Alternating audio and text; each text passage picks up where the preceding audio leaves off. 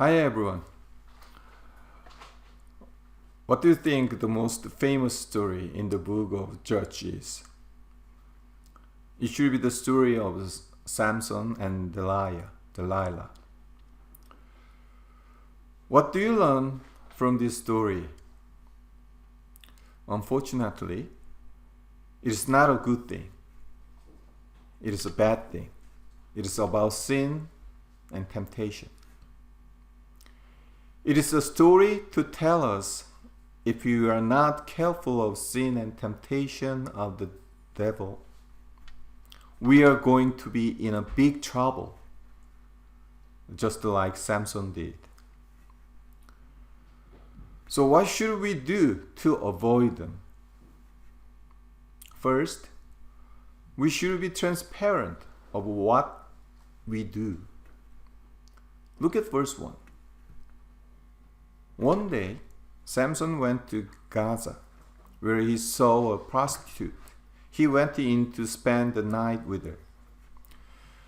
Think about this. Where should he stay? He should be in the land of Israel. How come? It is because he is a judge who takes care of the Israelites. But where is he now? He's in Gaza, a town in the Philistines. Why did he go to Gaza? He didn't want to be recognized by his people. In Gaza, no one knew who he is. In front of the people who know me, it is hard to commit the sin. That is why he went to the Gentile town. And it means that he didn't play his card on the table. This is important to avoid the sin from our life. If we don't play our cards on the table, we are vulnerable to be caught by the sin. So check if you have any Gaza in your life and don't go there. Second, we should see through the strategy of the devil. The Philistines used Delilah to get the secret of Samson's strength. Delilah becomes their secret agent. One thing that we have to understand is that the devil isn't foolish. You see, he knows what turns you on. He knows what makes you tick. He knows how to get your goat. And he will put it right there in your face and say, "Here, go on and take it. You know you want it." He offers you fatal attraction. Remember, this was not Samson's first encounter with a fatal attraction. Look at chapter 15 and you can find that Samson had the same problem with other girls. So he should have learned from his previous experience.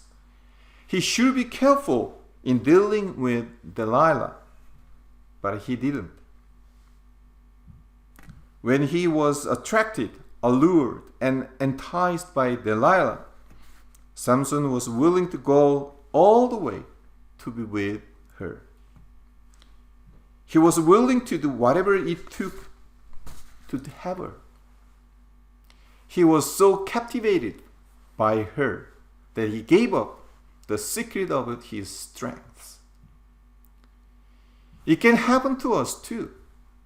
Many times in life, we become so attracted to something that we are willing to forfeit the very things that God Himself has given us.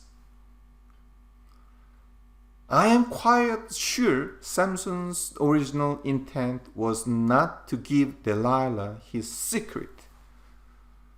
But that is what happens when he gets enticed and lured into sin. You see, Delilah had the attractive bait, her beauty. and all she had to do was cast her line, and she was able to hook Samson and take him farther than he wanted to go.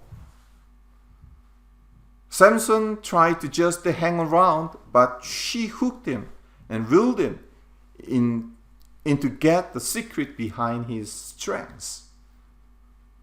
That is just what the Satan does in our life too. He reels us in and takes us farther than we want to go. He knows how to hit you right in that very area you claim to be strong. For instance, if you're diligent in the area of finances, he knows how to mess with your spending habits. If you keep on reading, you'll discover that Samson lied about the source of his strength 3 times in verse 7, 11, and 13. He tried to deceive a deceiver. However, unfortunately, Samson failed to realize this. Every time he lied to her, he was in actuality leading her closer to the truth of his strengths. Samson became enslaved by his cravings. He strangled the lion, but couldn't strangle his lust. He burst the ropes, but was bound by his appetite. He burned the enemy's crops, but was inflamed with desire for their woman. He was strong, but not really in control. It seems that we couldn't resist the temptation like Samson. Yes, we all have our own weakness. That is why the scripture warned us to flee temptation. And that is why we need to recognize that when we choose sin, we are choosing to rebel, to live contrarily to the will of God. Let us keep this in our heart, so that we might be careful of the temptation of sin.